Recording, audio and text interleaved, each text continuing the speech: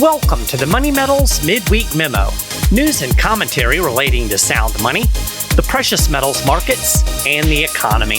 I'm your host, Mike Maharrey. Thanks for tuning in. So, hey, why are you so into gold and silver? You know, people actually do ask me that question sometimes, and quite frankly, I think it's kind of a weird question. I mean, would you ever ask somebody, why are you so into dollars? Doesn't make any sense, right? The answer is self-evident. Dollars are money. Of course you want money. Well, gold and silver are also money. So when people ask me, why do you want gold and silver? In my head, I hear them asking, hey, dude, why do you want money? Well, duh, because it's money, right? Silly questions. But why gold and silver in particular? Now, that's a little bit more of a reasonable question. Why would you want gold and silver more than you want dollars? Well, the fact of the matter is, gold and silver are real money. They're sound money. They hold their value over time, unlike government fiat currency, i.e. dollars, that are constantly being devalued by the government that issues it. So, I mean, here's an example of that devaluation. Look back to 1900. Put yourself in a time machine. Go back to 1900. If you had a 1 ounce gold coin in 1900, you would be able to buy a fine suit. And that would cost between $20 and $30. Now today, that same ounce of gold will still buy a fine suit, even though the suit now costs well over $2,000. You see, it's not that the suit costs more, it actually costs the same, but the government and its central bank have dramatically devalued the dollar. Gold, on the other hand, and silver, to maybe a little bit of a lesser extent, remain a constant store of wealth over time. You're not going to lose your wealth by holding on to gold in the same way that you do every day that you hold dollar bills. And it's not just about dollars, right? Every government debases its currency to one degree or another. You know, it's kind of interesting because we tend to look at gold's performance in dollar terms. And that being the case, it's easy to forget that gold's also priced in other currencies, right? You can buy gold with euros, you can buy gold with rupees. And so you kind of have to look at the full scope of all of the currencies to really understand gold's place in the world of money. We know that gold set several records last year, price records, right, in dollar terms. So how did it do in other currencies? Well, in most cases, it did even better in other currencies than it did in dollars. So if you're keeping score at home, you know that gold set multiple price records last year in dollar terms, and it's still setting price records. In fact, it broke an all-time high this week. And the last time I looked as I was preparing for this podcast, gold was trading at over $28.50 an ounce. And with that big bull run that we saw last year where gold rose, I think it was 26% in dollar terms, it was one of the best performing assets out there. It actually outperformed equities. The only asset that really did a lot better was Bitcoin. Well, if you go to Australia, it was far and away the best performing asset in Australian dollars, again, except for Bitcoin. The price of gold surged by 38% in Australian dollars last year. That surpassed the increase in Australian equities by about 10%. I mean, gold smoked everything down under. Equities, domestic bonds, foreign bonds, real estate, everything, again, with the exception of Bitcoin. And really, this big surge in the gold price primarily reflected the rapid devaluation of the Australian currency. It's the same thing that we're seeing happening with the American currency, although the Australian dollar is depreciating even faster. In fact, the Australian dollar fell by about 10% compared to the US dollar. It's kind of funny because you'll often hear people refer to the dollar as the cleanest dirty shirt in the laundry. So, in other words, it's losing its purchasing power, it's being devalued, but not quite as quickly as many other global currencies. So it's the cleanest dirty shirt. But, I mean, let's be honest. Do you really want to wear a dirty shirt? Gold and silver are the clean shirts in the drawer, right? They hold their value as fiat currencies, including both US and Australian dollars, decline. Again, gold is real money. And it's evidenced by its performance in this recent inflationary surge. I'll link to an article in the show notes page that tracks the price of gold in terms of dollars over the entirety of the 21st century, so going back to 2000. And you will find that it has consistently served as an inflation hedge. Now, when you're talking about inflation and fiat currency devaluation, it's important to remember that it's not an accident. So, like if you listen to politicians and pundits talk about inflation, they'll kind of throw up their arms and act like, the cause is some kind of great mystery. I mean, it just happened. We thought inflation was transitory, but it looks like it's here because of the reasons. Well, I'll tell you the reasons. Your dollars are losing their purchasing power because the Federal Reserve and the U.S. government keeps making more and more of them, right? They have to. Money creation, inflation, is the source of government power. If you listen to me for very long, you will probably hear me say that the Federal Reserve is the engine that drives the biggest government in history. And that's not hyperbole. Yeah, we could debate whether the U.S. government is the biggest government in history. I would argue that it probably is, although, maybe you could say the Roman Empire or maybe the British Empire at some points rivaled it. But I think today, if you look at the amount of money that the government actually collects and spends, and then couple that with the amount of power, both economically and militarily, that it can project around the globe, I think it's fair to say that the U.S. government is at least arguably the biggest government in history. And it's not hyperbole to say that the Federal Reserve is the engine that drives it, because the central bank facilitates borrowing and spending through money creation. Money creation helps the government borrow and spend. Now, sometimes people will say you should buy gold to hedge risk, right? It's a safe haven asset. And a lot of people in the investing world, even if they're not, quote unquote, gold bugs, they will tell you that it is a good hedge. It's a good safe haven bet. Well, risk is always inherent to any fiat monetary system, because governments and central banks always cave to the temptation to inflate the currency. So this leads to a constant devaluation of the money that manifests in price inflation. It also causes economic distortions. It incentivizes debt. That's why we have this massive debt bubble today. It fuels boom-bust cycles. And we saw this play out to the full extent in 2008, right? The easy money after the dot-com bubble burst helped blow up this massive real estate bubble. It created malinvestments and distortions that eventually blew up in their face. Now, instead of learning their lesson and fixing the problem, they doubled down.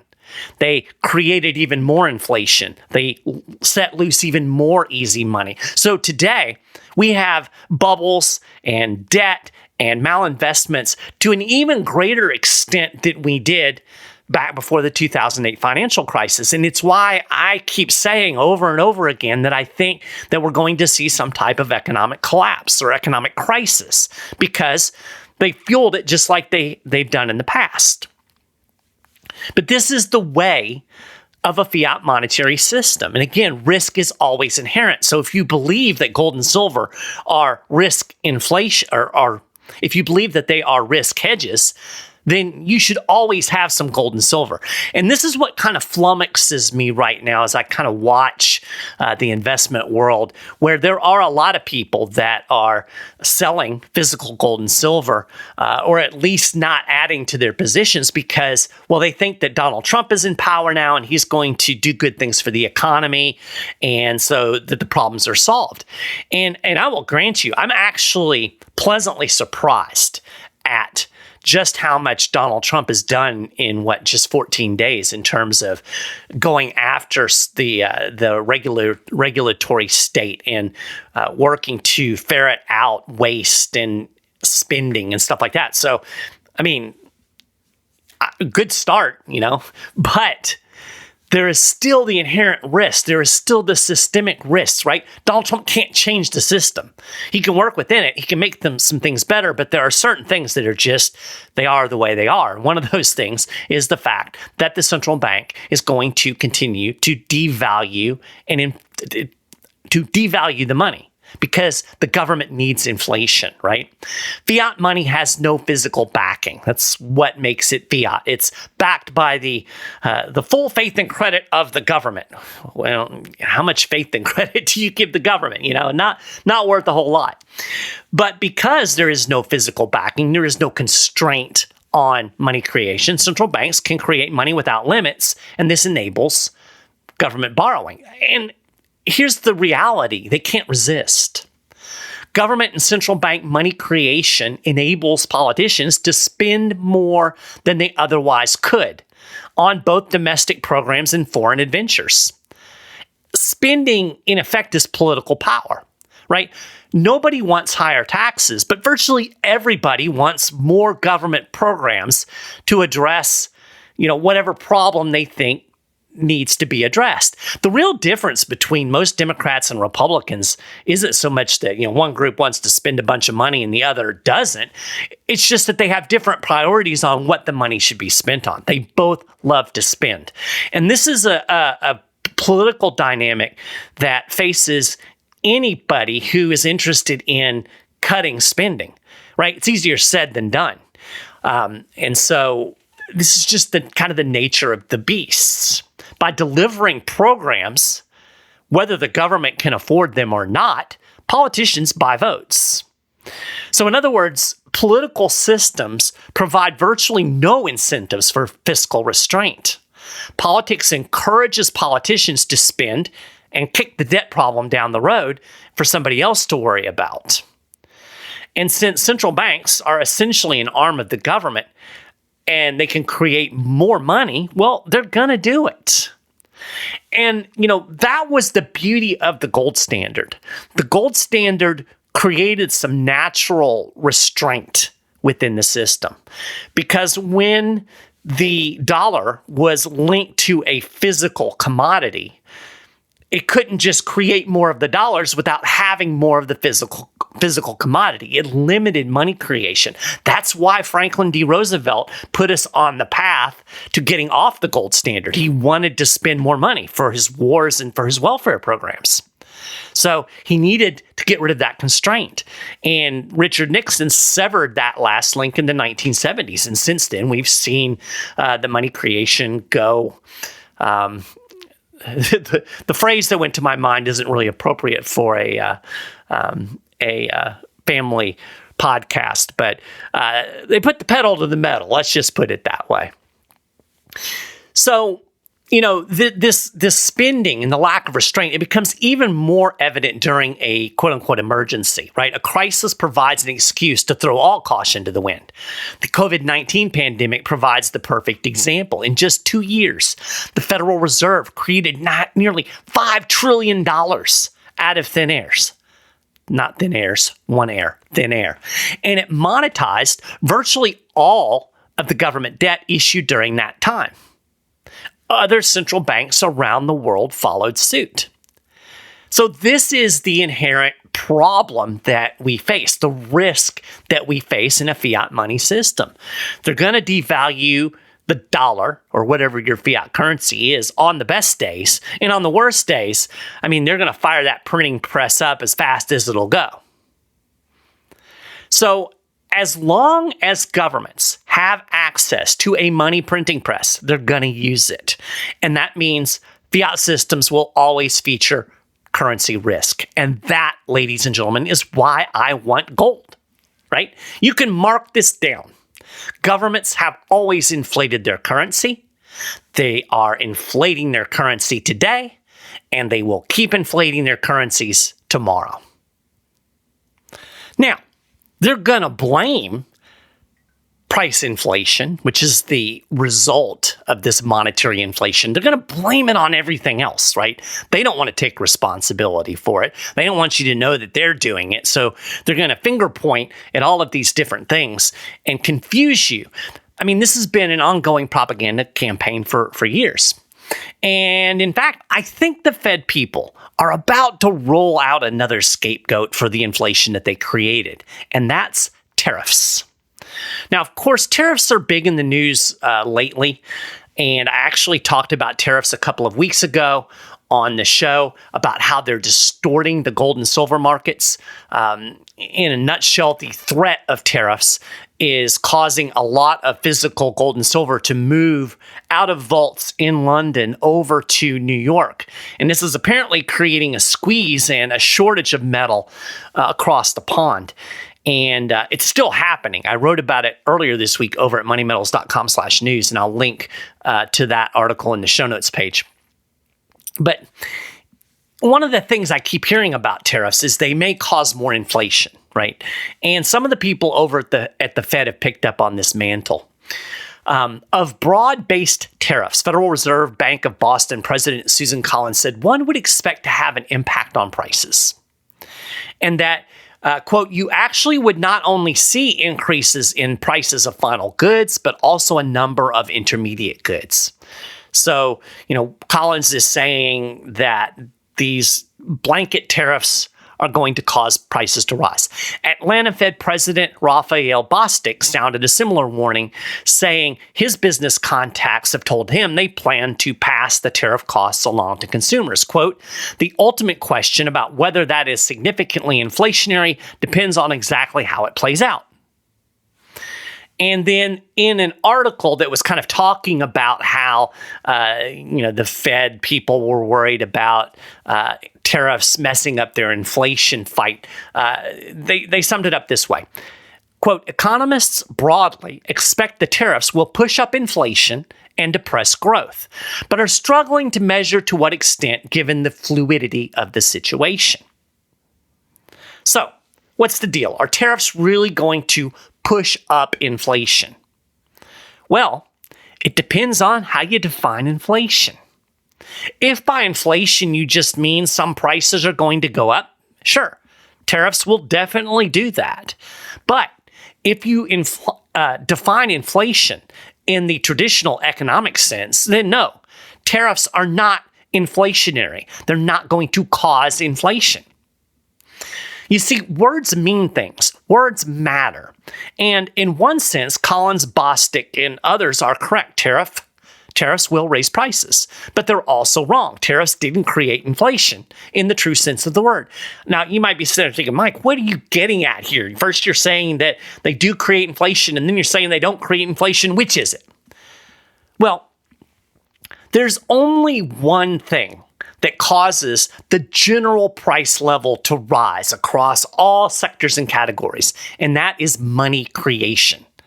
In fact, money creation used to be what we meant by inflation. As economist Milton Friedman once put it, inflation is always and everywhere a monetary phenomenon.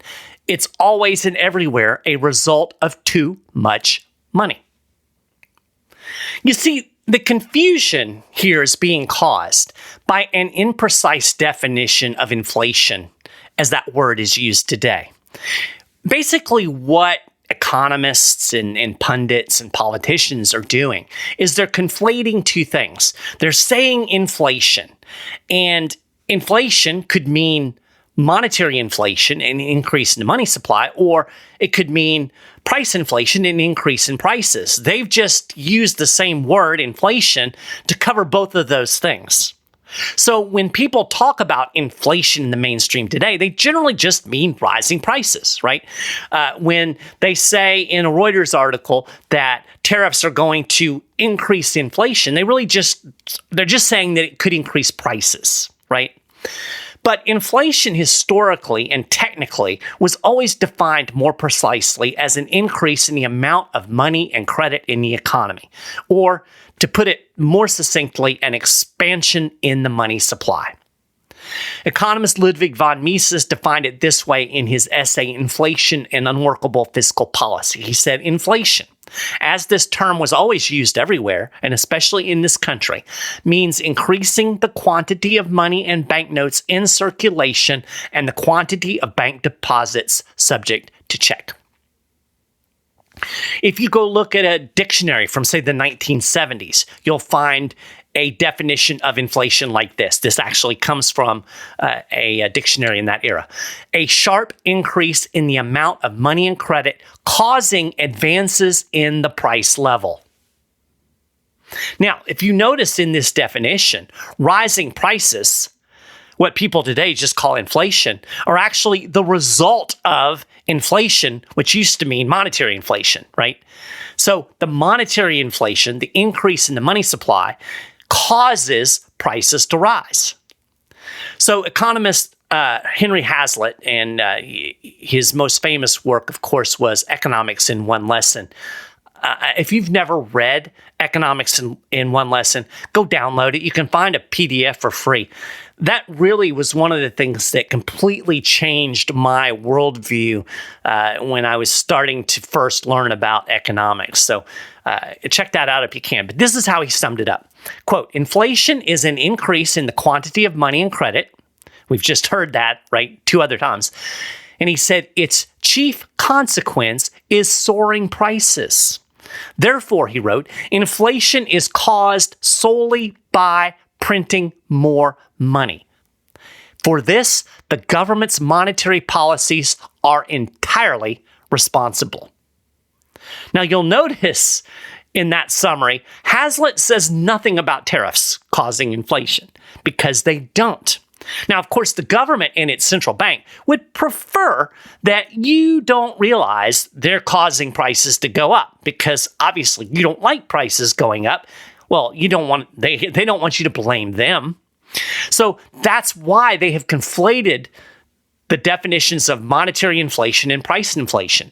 By defining inflation just generally as rising prices, which is really the consequences of their monetary inflation, the powers that be can blame price increases on all kinds of other things, right? We've heard all of the excuses, greedy corporations, supply chain issues, Putin's price hikes, right? Now we have Trump's tariffs. It's interesting because Mises recognized this as propaganda decades ago. He wrote, people today use the term inflation to refer to the phenomenon that is an inevitable consequence of inflation. That is the tendency of all prices and wage rates to rise.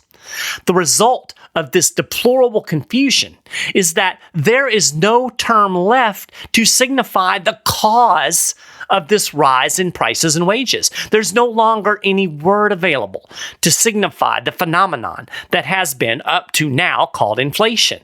As you cannot talk about something that has no name, you cannot fight it. And he went on, he said, those who pretend to fight inflation are in fact only fighting what is the inevitable consequence of inflation, rising prices. So in other words, they're going after the symptom, but not the underlying sickness, right? And so Mises says their ventures are doomed to failure because they do not attack the root of the evil. I mean, they are the root of the evil, right? So Mises goes on and he says they try to keep prices low while firmly committed to a policy of increasing the quantity of money that must necessarily make them soar. So decades ago, Mises hit the nail on the head. This is exactly how things are playing out today. Now, as I've already said, tariffs will cause some prices to rise. I mean, they might even cause a lot of prices to rise, but they won't cause all prices to rise. That only happens with an increase in the supply of money. And, it's important to try to understand the difference. And it's kind of hard to explain, but I'm going to give it a shot here, right?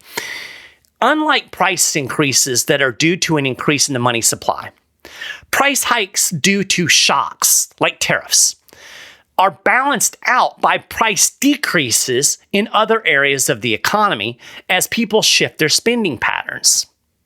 So think about your own spending habits, right? If rising prices start to squeeze your budget, you're going to have to cut spending in other areas to make ends meet, right? Let's say the price of X, it's something you really need. The price of X goes up because of a tariff, and you can't cut back on X, and you can't substitute something else. You're just going to have to suck it up and pay the money to buy X. Well, what are you going to do?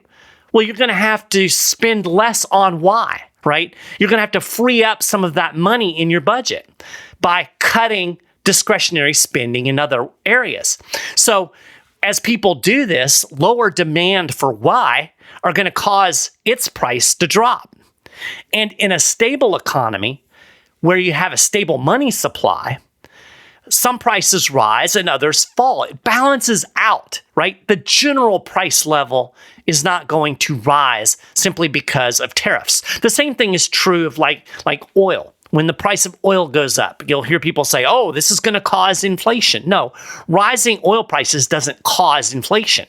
It causes the price of a lot of things to go up, right? Because it costs more to fill up your gas tank. It costs more to transport goods and services. That ends up in the supply chain. So yes, a rise in oil prices can significantly raise a lot of prices. But again, people are going to have to compensate in other areas of their budget. They're going to buy less of certain things, and the demand for those things that are not being purchased as much are going to go down. It's really easy to see with like oil, because imagine the price of gas goes way up, right?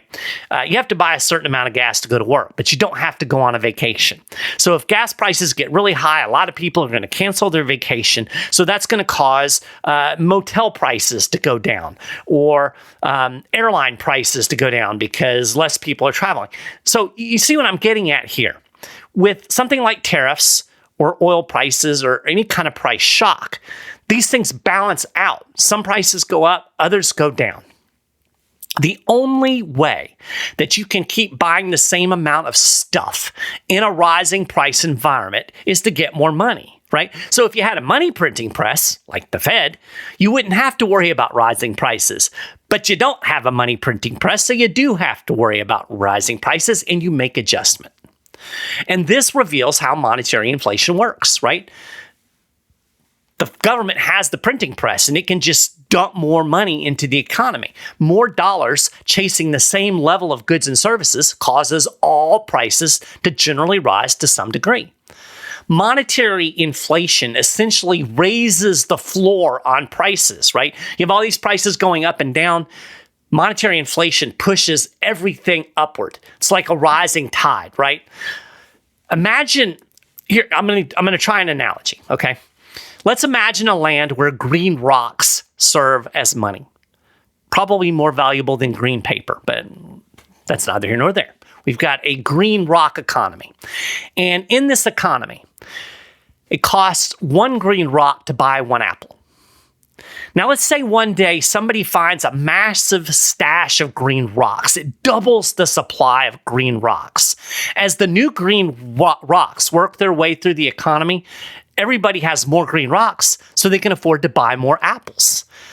With the increase in demand, apple growers can now double the price to 2 green rocks.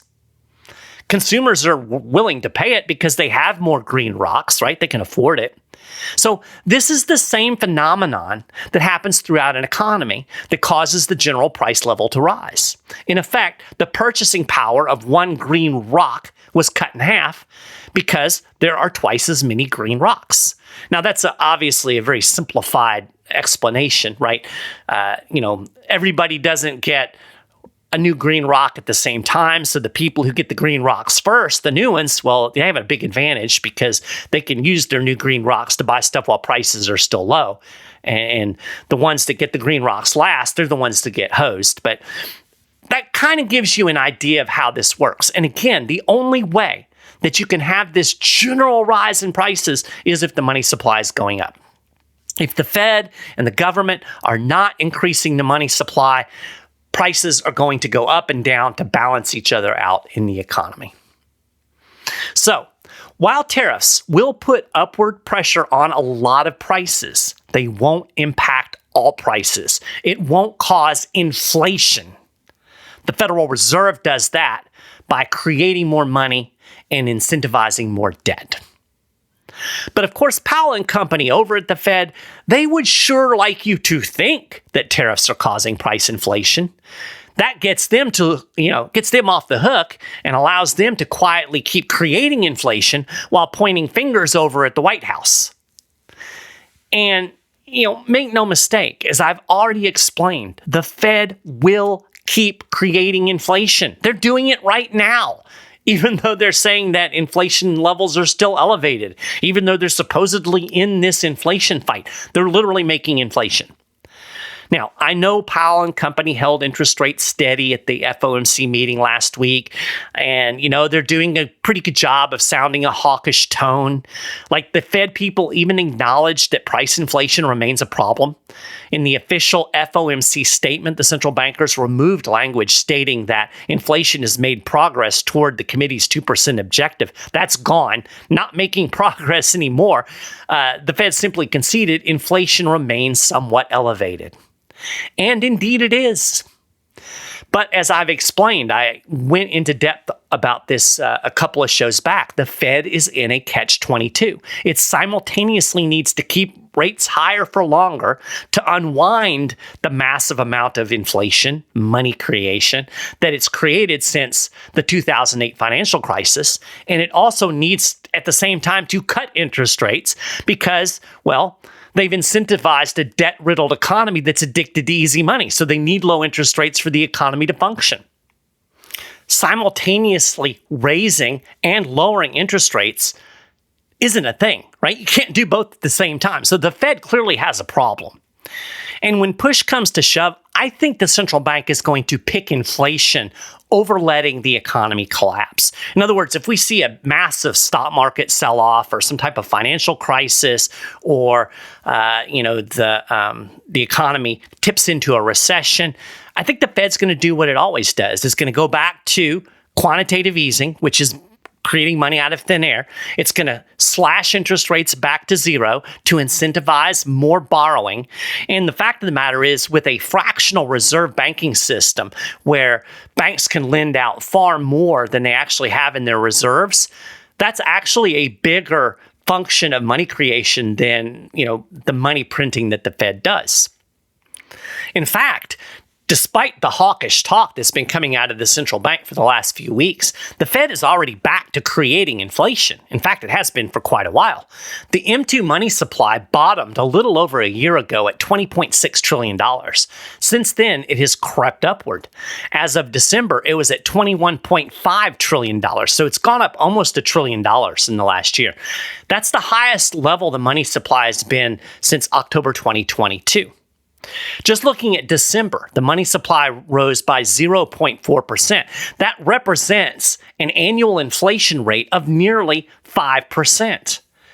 Now, that's not necessarily going to manifest in a 5% rise in prices, but it is inflationary, and we know that monetary inflation causes the general price level to rise, so you can expect more rising prices as we move down the road. And again, it's on purpose. This is the Federal Reserve's policy. They want inflation. They need inflation. They just don't want you to notice. And this, ladies and gentlemen, is why I want gold and silver. It's why you should probably want some gold and silver too. It is real money. It protects your wealth against this intentional and nefarious, love that word, nefarious monetary policy. So, now is still, we're at record levels, but I still think it's a good time to buy gold and especially a good time to buy silver because premiums are relatively low. You've got a lot of people that are still selling metal or standing pat because they're confident, about the Trump economy or whatever. But as I've written, and I'll link to an article in the show notes page about this as well, there are a lot of things that are not in the president's control. And you have to take those into consideration if you're going to be a rational investor. So now's a good time to think about getting more gold and silver because gold and silver aren't going to suddenly, become less sound money. The dollar is not going to suddenly become a cleaner shirt than gold and silver. It's just not going to happen. So call 800-800-1865. Talk to a Money Metals, precious metals specialist today. They can help you figure out what products might work for you, whether you want gold or silver or a mix of both, how precious metals can fit into your investment strategy. If you don't want to talk on the phone, I get it. You can go to moneymetals.com and you can actually chat with a precious metals specialist right online. Or if you're relatively savvy, you know what you want. You want, whatever it is. Let's say you want American Gold Eagles. You can find those on the website. You can buy them. You can have them shipped to your home, or you can even store them in our state-of-the-art bullion depository. But do it today. Don't be fooled because you like Donald Trump and you like his policies, right? There are still a lot of underlying things in the economy that you have to be aware of, and there is still risk. It doesn't matter who is the president. There's always the risk of currency devaluation because, again, that's the policy. So that is a wrap for this episode of the Money Metals Midweek Memo. You can get more information about everything that I've talked about on the show today and a lot more over at moneymetals.com/news. And if you want to get the latest news and information relating to gold and silver right in your inbox, make sure you sign up and get on our email list. Of course, you can subscribe to the Midweek Memo podcast on your favorite podcasting platform. And when you do, you'll also be able to tune into our Market Wrap podcast every Friday, where you'll get a quick overview of the week in precious metals, along with conversations between yours truly and interesting people from the world of gold, silver, economics, and investing. I really, really appreciate you listening to the show, taking a little bit of time out of your week. I know there's a lot of stuff vying for your attention, so it means a lot to me that you spend a little bit of time with me each week, and thank you for that. So I will be back again next Wednesday. Until then, have a fantastic rest of your week.